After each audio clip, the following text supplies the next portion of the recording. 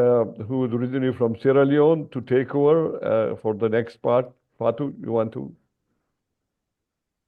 Good morning from wonderful sunny California. Um, Hi everyone, Fatu Conteh. I am a PGY3 neurosurgery resident at Loma Linda University Hospital. And today I have been given one of the greatest honor of introducing someone I deeply admire and I almost, consider a mentor, Dr. Key Park. I think Dr. Key Park is a name that's familiar within the global neurosurgery community and hardly ever needs any introduction.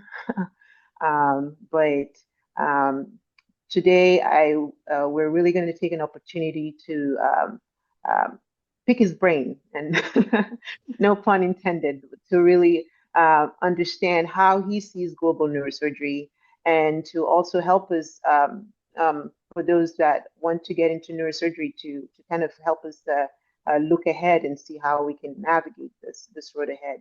Because I'm quite sure we all young neurosurgeons mean so well. We want to make a strong impact in global neurosurgery, and Dr. Park has walked that road, and he's ahead of us. And I believe he has some really good insights for us. So, Dr. Park, are you there? Yeah, I'm here, Fatu. Wonderful. It's a great pleasure to interview you.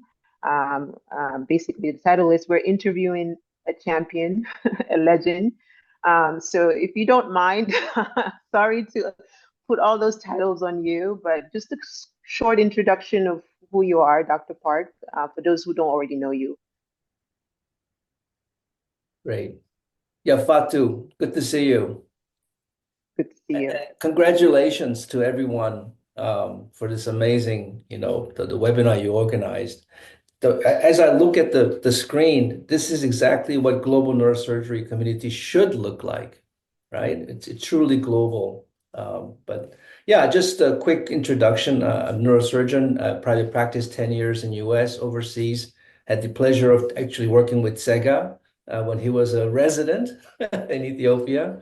And then I moved to Cambodia for a few years and then came back to US to do a master's in public health. And then now I'm in the Department of Global Health and Social Medicine at Harvard Medical School.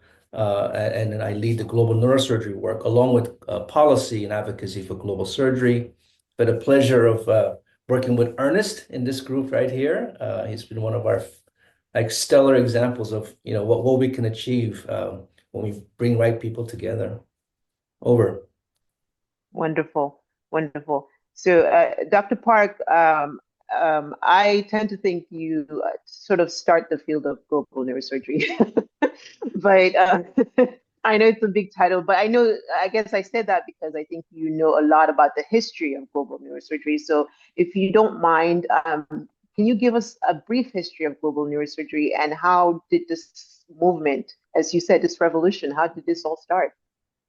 Yeah, I mean, there's no question that neurosurgeons over the years, last 100 years, have shown interest in trying to help those countries with limited neurosurgical capacity. That's global neurosurgery. What happened maybe 10 years ago is that we gave that a name. And as a result of the global surgery movement, we had the global neurosurgery approach this lack of neurosurgical capacity in a very public health systems approach rather than a charity mission type of approach, a partnership, if you will. And I just want to say that we do have a definition for global neurosurgery that the WFNS, when we had the committee, Global Neurosurgery Committee, the first committee in 2019, and that is global neurosurgery is defined as the clinical, which we hear a lot of examples today, and the public health practice of neurosurgery, with the primary purpose of ensuring access to timely, affordable, and safe neurosurgical care to all who need it. It's really about addressing the health disparities around the world. Wonderful, wonderful. We have a very concrete definition of what global neurosurgery is. And can you highlight or mention some of the key accomplishments that we've achieved so far in global neurosurgery? And Yeah. how were they achieved? Just to get an idea. So I think it's achieved by people like in this room right here, in the Zoom call, people who are passionate about the issue. This particular webinar, I think, is an achievement. I think Tariq talked about the first ever global neurosurgery multi-day conference in Peshawar that happened last February. That was an achievement. And that community, global neurosurgery community, is growing every day. Every organized neurosurgical body, WFNS, EANS, AANS, they're all now, they have created global neurosurgery committees. There's a journal of global neurosurgery. Every single major neurosurgical journal has a section on global neurosurgery. Absolutely, these are all achievements, and we're just beginning. Wonderful. So, given those accomplishments, how can a young neurosurgeon build on those accomplishments? This is great. So this is where I think the people like me, you call me legends, but I just say when you say that, I'm just old. So people like Tariq, Lucas, and Samad, I mean, we have a responsibility to mentor and take on the next generation because we're not going to be around very long, right? But the next generation, people like you, Fatu, right? We love it when people like you just show an interest in this and try to nurture your careers.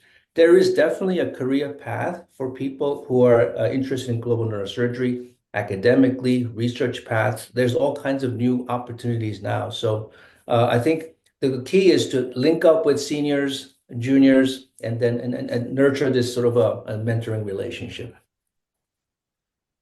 That's wonderful. Tariq will be happy to mentor 100 people. Oh, yes, yes. I think that's one of the things that I can rave about. I've really benefited from your mentorship, and yeah, so I think that's a wonderful advice.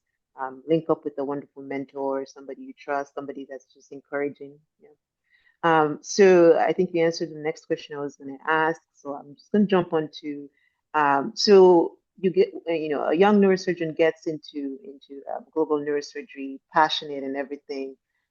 How do they measure success? Like, what should they aim at, really? Yeah. It's really at the end of the day, will everyone sort of North Star for global neurosurgery is universal access to neurosurgical care.